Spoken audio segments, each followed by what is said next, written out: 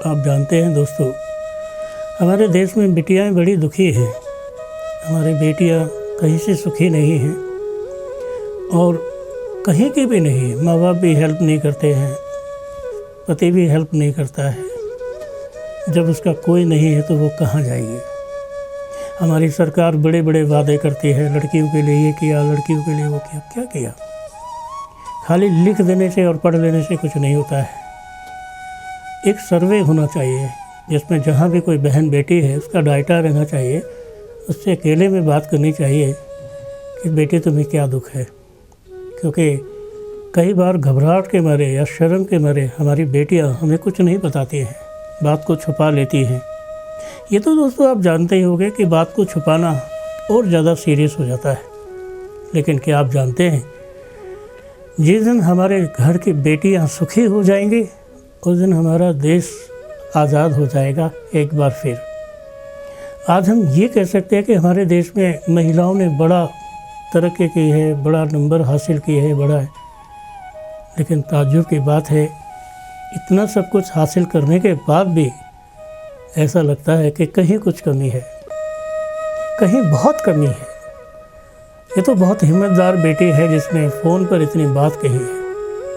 ऐसी तो बहुत सी बेटियां हैं हमारी जो अपने मन में बात को सुमा के रखते हैं और किसी को बताते भी नहीं, चाहे वो कोई गुरुजी हो, चाहे पंडित जी हो, चाहे कोई भी हो। जिस दिन हमारी बेटियों में इतनी दिलेरी आ जाएगी कि वो अपनी दिल की बात किसी को भी बताएंगे, अपने ऊपर होने वाले अत्याचार को बताएंगे, उस दिन मेरे को ऐसा लगेगा कि हम वास्तव में सब कुछ सफल हो गया हमारा। दोस्तों, हमारे घर की बेटी नहीं, हमारे घर का फूल है।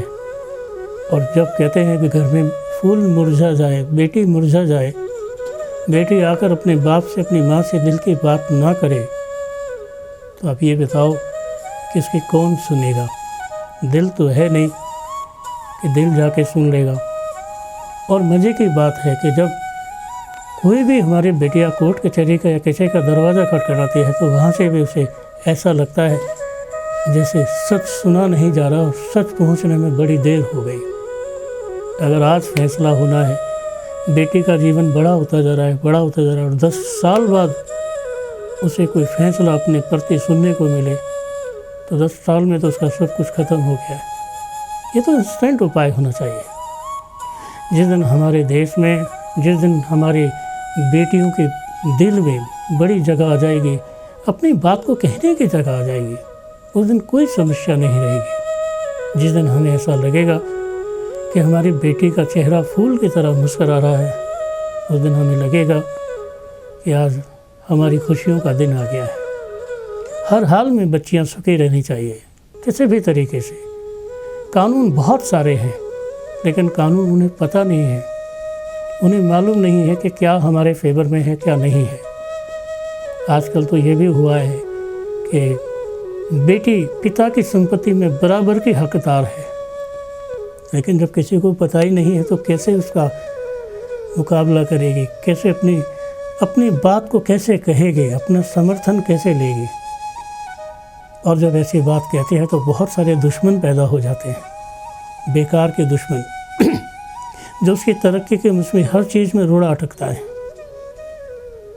आज ये कहना बड़ा आसान है कि हमारी बेटी ने बहुत तरक्की की, बहुत कामयाबी उठाई, लेकिन उसकी तरक्की तो हो जाती है। जब तरक्की होती है तो सेलिब्रेशन वाले तो सब हो जाते हैं, लेकिन दुख वाले भी तो बहुत लोग होते हैं, उन्हें भी तो सुनना चाहिए। उनकी तो ज़िंदगी है। आज मैं टीवी में बैठकर बोल रहा हूँ और ये सुनकर बोलूँ तुम दुबई से फ़ोन कर रहे हो, तुम फलाने हो, तुम्हारे 2 बच्चे, तुम्हारे 3 बच्चे, तुम्हारा ये है, तुम ये क्या है ये बातें। आप किसको इम्प्रेशन दिखाना चाहते हैं? किसको बताना चाहते हो कि तुम विद्वान हो, तुम्हें बहुत ज़्यादा नॉलेज है, और जब नॉलेज की बात आती है तो तुम्हें ABC नहीं पता। हर कहता है हम गुरु जी है, हम ये है, हम वो है, लेकिन इसके लिए कुछ पढ़ना पड़ता है, ज्ञान प्राप्त करना पड़ता है। ज्ञान जो पालेगा वही है, बड़ा है। और यही सब चीज़ें हमें अच्छी लगती है।